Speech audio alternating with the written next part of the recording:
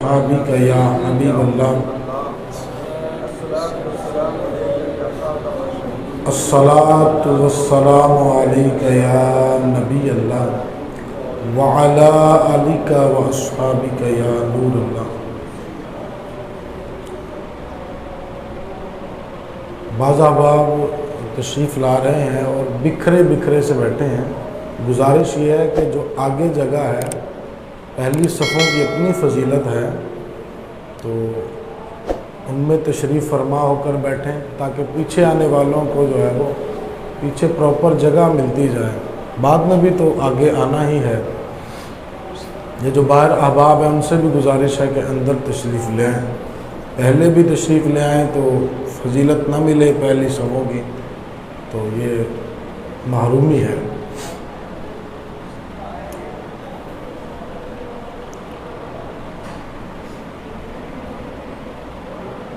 زہ عزت و اطلاع محمد کہ ہے عرش حق زیر پائے محمد، عصائے کلیم اژدہائے غضب تھا، عصائے کلیم اژدہائے غضب تھا، گروں کا سہارا عصائے محمد۔ رضا پل سے اب وجد کرتے گزریے، رضا پل سے اب وجد کرتے گزریے، کہ ہے رب سلم صدائے محمد۔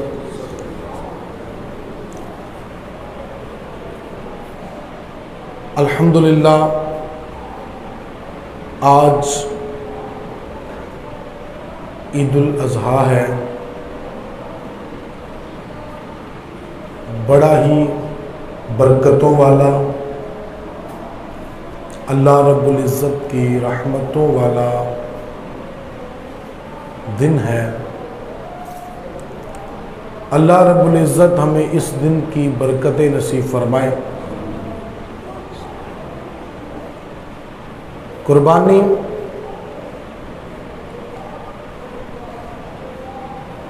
اللہ رب العزت کے پیارے خلیل حضرت ابراہیم علیہ السلام اور حضرت اسماعیل علیہ السلام کی یاد ہے۔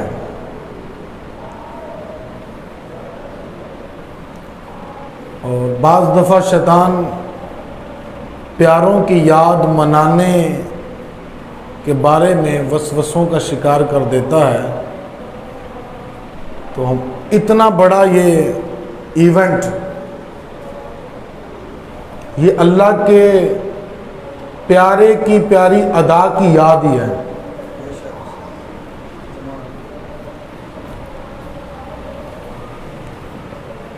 اور ہم لوگوں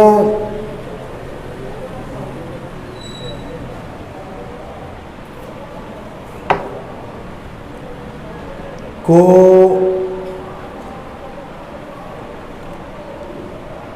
کچھ سبق بھی دیتی ہے یہ قربانی۔ بہت سارے لوگوں پر قربانی واجب ہے۔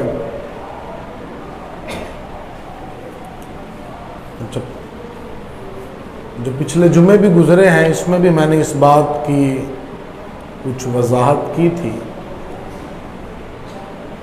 لیکن بہت ساری لوگوں سے ملاقات کے ذریعے بعض کمیاں محسوس ہوتی ہیں کہ ہمارے ہاں اس حوالے سے جو ہے وہ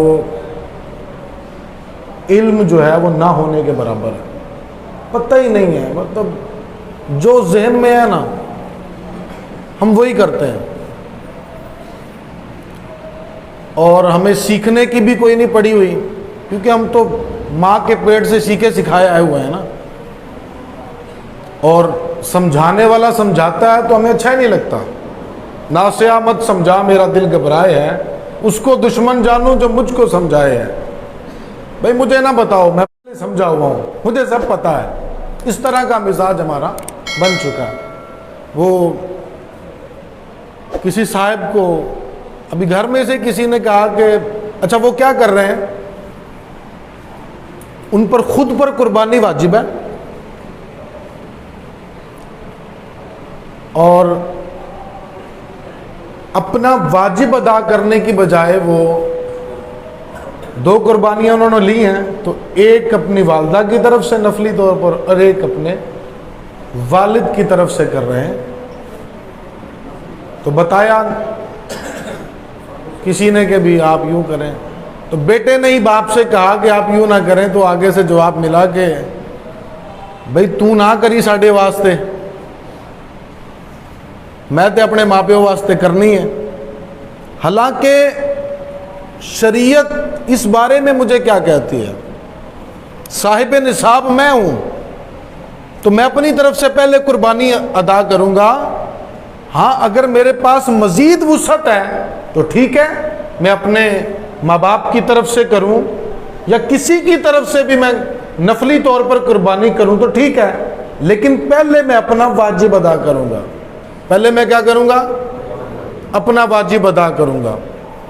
تو اللہ رب العزت جل جلالہ کہ ہم نے اپنی مرضی نہیں کرنی یار، یہ پہلے یہ تو ذہن بنائیں. قربانی ہمیں سکھا کیا رہی ہے؟ قربانی اپنی نفس کی خواہش کو مارنے کا ہی تو نام ہے. حضرت ابراہیم علیہ السلام کو جب حکم ہوا کہ بیٹے کو قربان کر دو، اور یار کیا عقل مانتی ہے بیٹے کو قربان کیا جائے؟ جو لوگ ہر بات کو عقل پہ تولتے ہیں، ہر بات میں عقل کی بات کرتے ہیں، میں ان سے پوچھنا چاہتا ہوں، اسلام کا اتنا بڑا موقع ہے، اتنا بڑا موقع ہے قربانی، اور یہ قربانی ہمیں سکھا کیا رہی ہے؟ عقل مانتی ہے کہ بیٹے کو قربان کر دیا جائے؟ بیٹا بھی وہ جو بڑی عمر میں ملا ہو، بیٹا بھی وہ جو دعائیں مانگ مانگ کے ملا ہو. عقل کہتی ہے کہ بیٹے قربان نہیں کیے جاتے، لیکن اے ابراہیم آپ نے بیٹے کو قربان کیا، وجہ کیا ہے؟ تو ابراہیم جواب دیتے ہیں بیٹے جب قربان تو نہیں کیے جاتے، لیکن جب رب کی مرضی ہو تو ہم بیٹے بھی قربان کر دیا کرتے ہیں. اور یہاں پہ قربانی صرف دکھاوے کا نام تو نہیں ہے، قربانی اس بات کا نام تو نہیں کہ ہم نے اتنے جانور لیے اور اتنا مہنگا لیا اور پورے جہان میں ڈنڈورا پیٹنا کہ میں نے اتنے کا جانور لیا، اس کو بھی بتانا، اس کو بھی بتانا، اس کو بھی بتانا. اس چیز کا نام تو نہیں ہے، دکھاوے کا نام تو قربانی نہیں ہے. قربانی تو اپنی خواہش کو مار دینے کا نام ہے، رب کی رضا پر راضی رہنے کا نام ہے.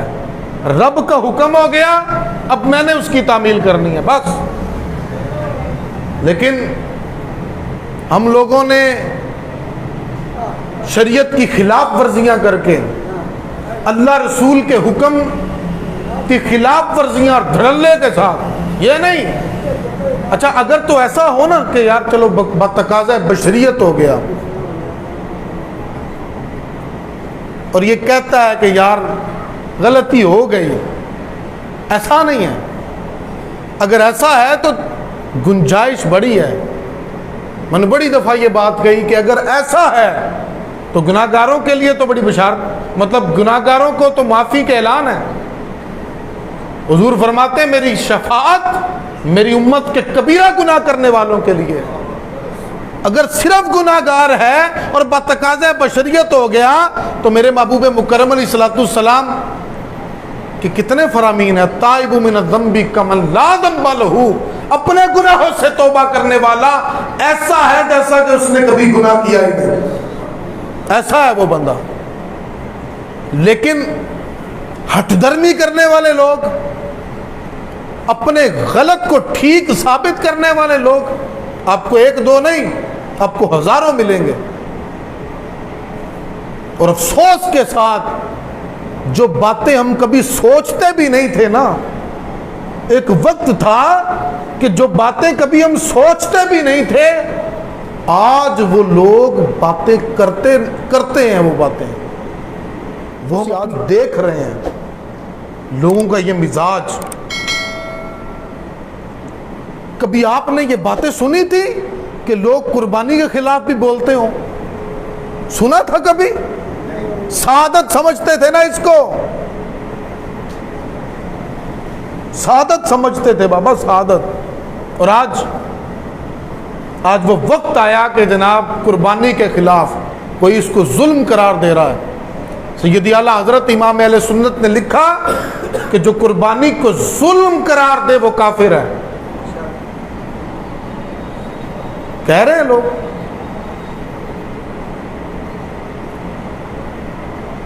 کبھی قربانی کے موقع پر لوگوں کو غریب یاد آتے ہیں,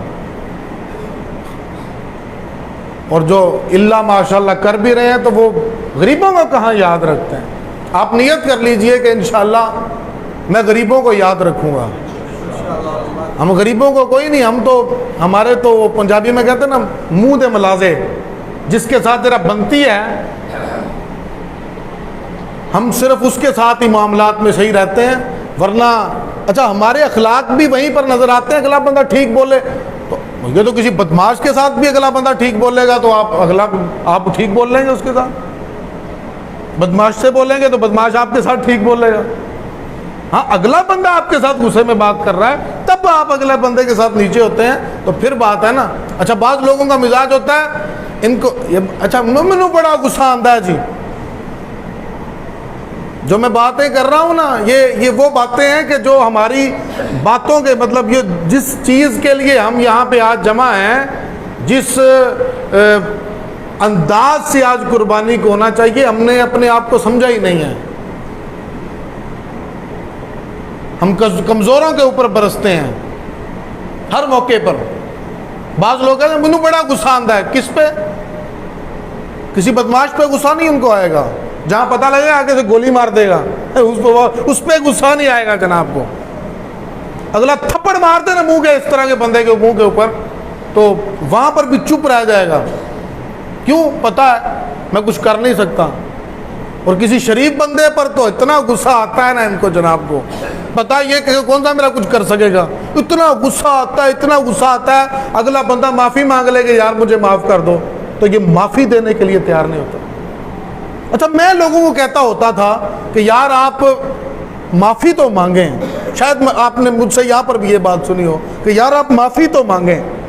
آپ کسی بھی بندے زیادہ سے زیادہ اگلا بندہ آپ سے جو منوا رہا آپ کی بات کر رہا ہوگا کہ یار آپ کو کچھ کہہ رہا ہوگا وہ اس لیے کہ یار یہ بندہ ایکسکیوز کر لے, یہ کہہ لے یار غلطی ہو گئی, معافی دے دے مجھے. زیادہ سے زیادہ وہ یہ چاہتا ہوگا, زیادہ سے زیادہ یہی چاہتا ہوگا نا. لیکن اب مجھے لگتا ہے مجھے اپنا موقف بدلنا پڑے گا. آج کل میں نے ایسے بے باک لوگ دیکھے ہیں, ایسے بے باک لوگ دیکھے ہیں کہ اگلا بندہ غلطی نہ ہونے کے باوجود بھی, قصور بھی اس کا ہے, معافی مانگ لے نا تو وہ معافی کو کچھ سمجھتے نہیں ہو, جا یار جا کم کر جا.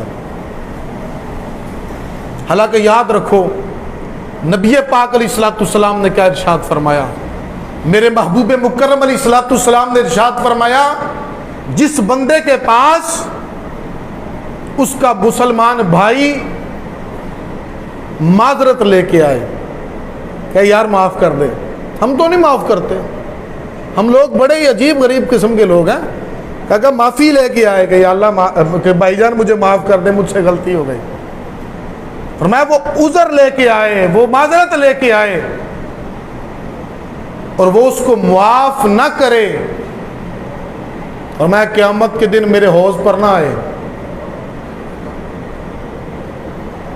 آپ کو پتہ قیامت کی پیاس کس طرح کی ہوگی, اور حضور فرما رہے ہیں حوض سے محرومی کا, کہ جس کا مسلمان بھائی اس کے پاس عذر لے کے آئے, معذرت لے کے آئے اور یہ قبول نہ کرے, یہ کہ جا نہیں میں نہیں مانتا, اور یار اتنا کم تھا کہ اس نے تیرے آگے ہاتھ جوڑ دیے, اتنا کم تھا اس نے تجھ سے معذرت کی ہے, وہ تیرے پاس چل کے آ گیا. ہم اتنے سنگ دل ہو گئے ہیں, اگر ہم سے کوئی معافی بھی مانگتا ہے ہم کہتے ہیں تو تے میری منتیں کتنی سی, ہم اس کو تانے دیتے ہیں, اس کی معافی پر تانے دیتے ہیں. خدا را آئیے اور اپنے مزاج کو تبدیل. قربانی کا مقصد ہے، اس مقصد کو سمجھنے کی کوشش کیجئے. اپنے نفس کی قربانی دیجئے. جہاں پر پتا چلے کہ میرے رب کا حکم یہ ہے، وہاں پر سر تسلیم خم کر دیجئے. یہی قربانی کا فلسفہ ہے کہ بات سمجھ میں نہیں بھی آ رہی لیکن رب کا حکم سامنے آ جائے تو خدا کے بندے اپنی عقل کے گھوڑے نہیں دوڑانے بلکہ اپنے رب کے حکم پر عمل کرنا ہے. اپنی عقل کے گھوڑے نہیں دوڑانے. عقل جو بھی کہتی ہے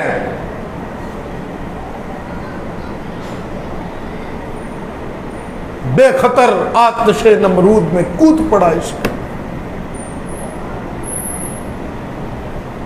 عقل ہے محو تماشائے لبے بام. ابھی عقل تو ابھی سوچ رہی ہے کہ کیا کیا جائے، لیکن جو اللہ رب العزت سے محبت کرتے ہو، جو اللہ سے پیار کرتے ہو، ان کو یہ بات نہیں دیکھنی کہ بیٹا ہے بڑی عمر میں ملا ہے. ان کو یہ دیکھنا ہے میرے رب کا حکم آ گیا، میں نے اس پر عمل کرنا ہے. اور یہ ہر کام کے اندر ہے، جو جس چیز کا بھی میرے رب نے حکم دیا ہے اس پر عمل کرنا ہے ہم نے. اور آخری بات آپ کی گوش گزار یہ کروں، اس کے بعد بیان ختم کرتے. وقت کے دامن میں اتنی وسعت نہیں ہے. ٹھیک، اچھا جی. آج کل ہمارے یہاں بہت سارے لوگوں کو کنفیوز کیا جا رہا ہے اس حوالے سے کہ بھینس کی کٹے کی قربانی ہوتی ہے کہ نہیں.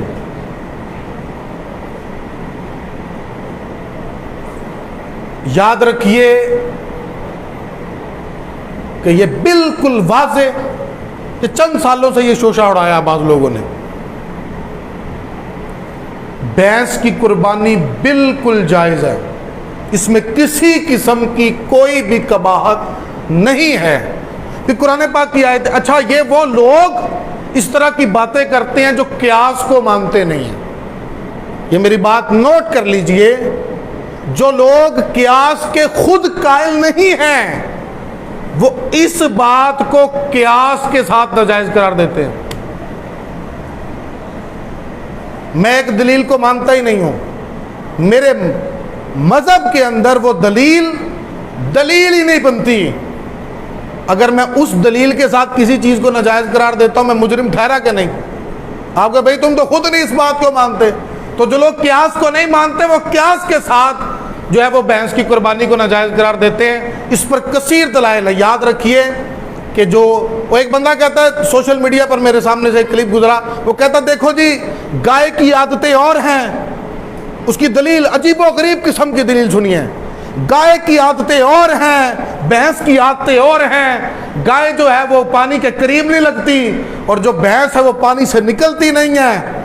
اس کا رنگ اور اس کا رنگ اور. خدا کے بندے، تو جان ایک ہی بکرا ہو نا، دو آپ نے جو بکرا لیا ہے اس کی عادتیں اور ہوں گی اور جو دوسرے نے بکرا لیا اس کی اور ہوں گی. اگر عادتوں والی دلیل ہے، آپ مجھے بتائیے پہاڑی بکرے کی اور جو دوسرا بکرا ہوتا ہے اس کی عادتیں ملتی ہیں آپس میں؟ بولے. چھترے کی اور بکرے کی ملتی ہیں؟ میں وہی بات کر رہا ہوں جو دلیل دی جا رہی ہے الٹی قسم کی دلیل کہ عادتیں نہیں ملتی تو لہذا یہ قسم علیحدہ ہو گئی. تو میں نے کہا پھر پہاڑی بکرا تو پھر بکرا نہ ہوا کیونکہ اس کی عادتیں مختلف ہیں. یاد رکھیے بہیمۃ الانعام کا قرآن کریم میں فرمایا گیا قربانی کے جانوروں میں، اور اس کے تحت بقرہ کو بیان کیا گیا، گائے کو. اور یاد رکھیے جتنی بھی لغتیں ہیں اور تفاسیر کو اٹھا کر دیکھ لیجئے، سب نے یہ بات لکھی ہے کہ الجموس، یہ جو جموس ہے، جموس کہتے ہیں بھینس کو. بھینس جو ہے یہ گائے کی ہی ایک قسم ہے. بھینس جو ہے وہ گائے ہی کی ایک قسم ہے. اور ایک بات کی جاتی ہے نبی پاک علیہ السلام نے تو جو ہے وہ بھینس کی قربانی کی نہیں ہے. تو یاد رکھیے کہ نبی پاک علیہ السلام نے جو نہیں کی اس کی وجوہات اور بھی ہو سکتی ہیں. اس کی وجہ، سب سے بڑی وجہ جو ہے کہ عرب کے اندر بھینسیں پائی جاتی نہیں تھیں. وہاں پر جو ہے اونٹ اور گائے وغیرہ کا تھا سلسلہ کار. اور تو اس وجہ سے نبی پاک علیہ السلام سے یہ جو ہے کہ نبی پاک علیہ السلام نے کیا، ورنہ بقرہ یعنی گائے کے تحت بھینس بھی شامل ہے، پھر بھینس کے کٹا جو ہے جو بھی ہے وہ سلسلہ کار وہ سب کچھ جو ہے وہ شامل ہے۔ اگر کسی بندے کو تفصیل چاہیے کیونکہ وقت کے دامن میں اتنی وسعت نہیں تھی یہاں پر، میں نے اس لیے اس بات کو لازمی سمجھا کہ بہت بندے میں نے دیکھے ہیں کنفیوز، مجھ سے کئی لوگوں نے بات یہ پوچھی ہے کہ یار وہ یوں ہو گیا مسئلہ، تو ایک بندہ آ کے یہ کنفیوز کر گیا، تو اس حوالے سے میں نے سمجھا کہ بہت سارے لوگ جمع ہیں تو یہ بات کلیئر کر دوں، اور آپ یہ بالکل پریشانی کے بغیر، اگر کسی نے کٹا لے لیا ہے تو ٹینشن لینے کی ضرورت، آپ کی قربانی بالکل جائز ہے۔ اللہ اکبر، اللہ اکبر، لا الہ الا اللہ۔